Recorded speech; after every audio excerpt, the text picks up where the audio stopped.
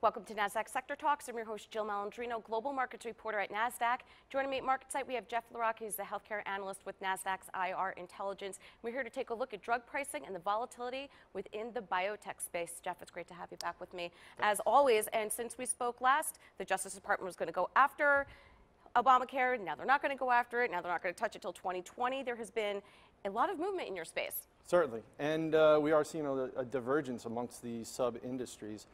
Yesterday, quite a few of the top-tier managed care CEOs and executives were down in D.C. testifying in front of Congress, and they're talking about drug pricing and who is to blame at this point. And right now, it's managed care is blaming it on pharma because pharma and drug companies are raising the prices, and it's really handcuffing the managed care companies. And then on the flip side, the pharma companies are saying, the middleman or the managed care companies are, they have too much pricing, capitalization over what they're able to charge the consumer. But ultimately, Republicans, Democrats, everybody kind of agrees that something needs to be done. But right now, we're seeing this kind of fighting amongst the executives in the healthcare space between managed care and pharma companies. And we're going to talk about a chart in just a second, and really it is, if you've ever seen Family Feud, it's, survey says, and you can look at the divergence. So what happened there? You could see like they were consolidating all together at once, and then it looks like two different sectors, basically. Exactly, and this is a chart highlighting the S&P Managed Care Index right here. Real big pullback right here when several of the leading Democrats came out and they said, Medicare for all, and that would really, really hurt the managed care sector, revenue-wise. But you can see that for the most part, for the first half of the first quarter, the industry was trading in line with itself.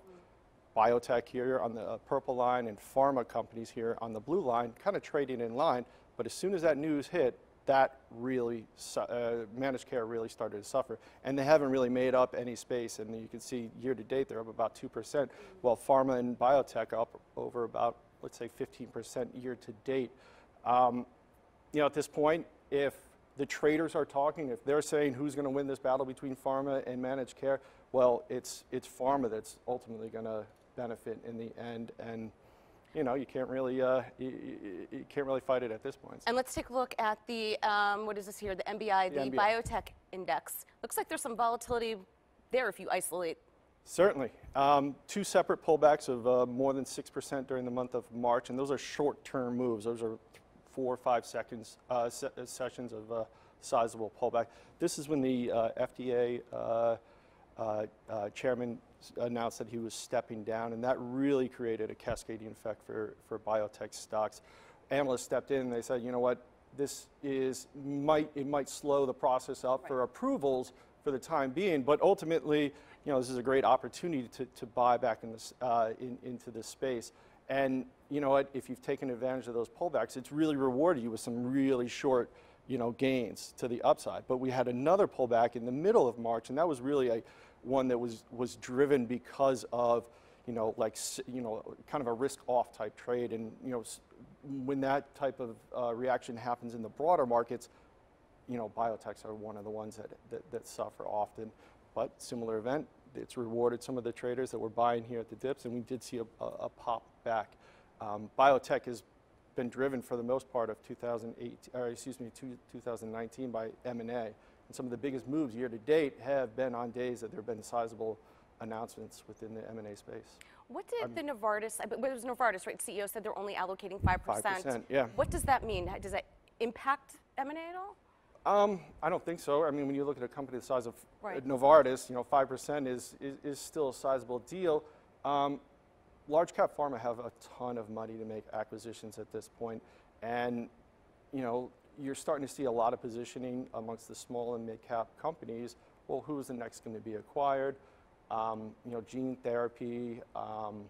That's a business that seems to get the most activity when it comes to the next one to go. So I mean, like there's money to be spent, gene therapy to fill the voids in some portfolios of these large cap pharma, that seems to be the direction. It seems less capital intensive to actually acquire the technology, medical and Oh, infrastructure technology, than having Yeah. to go out and organically develop it on your own. Absolutely, and that seems to be the direction that they're going at this point. All right, Jeff, thank you so much as always Appreciate for joining it. us. Thank you. And thank you for joining me for Sector Talks. I'm Jill Malandrino, Global Markets Reporter at Nasdaq.